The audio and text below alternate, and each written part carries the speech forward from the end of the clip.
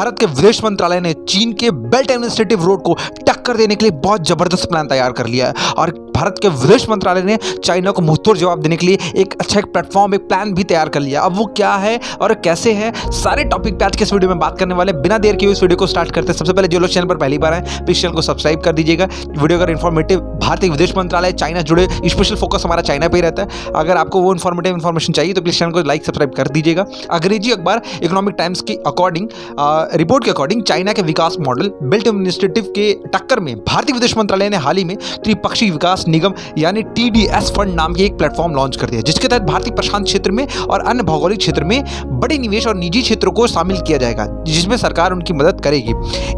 ET के according शुक्रवार को, मतलब इकोनॉमिक टाइम्स के अकॉर्डिंग शुक्रवार को पीएम नरेंद्र मोदी और ब्रितानी पीएम बोरिस जॉनसन के बीच मुलाकात हुई के बाद ब्रिटेन ने भारत के साथ global invention partnership GIP launch किया, जो TDC फंड के लिए एक खाके का काम करेगा, जो मतलब उसका पैमाना तय करेगा। TDS फंड त्रिपक्षीय विकास के लिए जापान, जर्मनी, फ्रांस और यूरोपीय संघ जैसे अन्य देशों को जो भारत के साथ विकास और इनोवेशन के क्षेत्र में साझेदारी करके करना चाहते हैं, उनके लिए ये इस्तेमाल होगा। GIP में भारत के योगदान को TDS फंड के जरिए चैनलाइज किया जाएगा।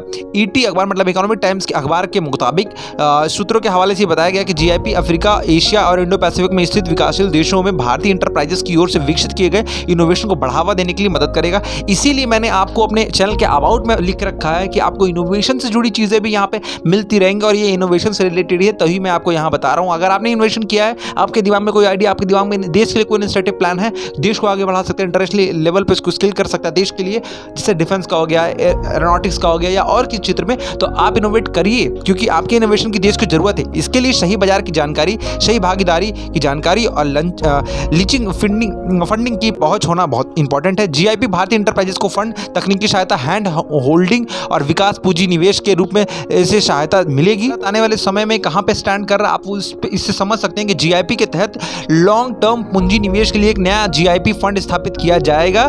भारतीय इनोवेशन का समर्थन करने के लिए बाजारों को अतिरिक्त 100 मिलियन पाउंड का भी लाभ दिया जाएगा। अखबार सूत्रों के हवाले से लिखता है कि पीएम नरेंद्र मोदी द्वारा बार बार भारतीय स्टार्टअप के मतलब अंतर्राष्ट्रीयकरण का समर्थन करने और भारतीय इनोवेशन को वैश्विक बनाने की बात करते रहते हैं। GIP इस अंतर को भरेगा और भारत के इनोवेशन फुटप्रिंट का विस्तार करेगा और ये भारत के लिए बहुत अच्छी बात है, क्योंकि ये चीज़ को होना बहुत ज़्यादा ज़रूरी था। अब भारत के विदेश मंत्रालय ने जो इस पर प्लान तैयार किया और जो सारी चीज़ें होने वाली हैं, अब जो BBC की रिपोर्ट के अकॉर्डिंग निकल कर आ रहा है कि चीन की बेल्ट एडमिनिस्ट्रेटिव मुहिम की टक्कर में भारत ने लॉन्च कर दिया एक नया प्लेटफॉर्म। और इस प्रेस रिव्यू को देखने के बाद आपका क्या मानना है और आपको इससे क्या लगता है? इनोवेशन के फील्ड में जो हमारे देश में इनोवेशन होता था, जो 0 लेवल तक रहता था, अब वो कितना एक्सट्रीम लेवल तक जाने वाला है, इस पे आपका क्या मानना है हमें कमेंट करके जरूर बताइएगा। इस इन्फॉर्मेटिव वीडियो के लिए प्लीज एक लाइक जरूर कीजिएगा। Thank you so much for you watching.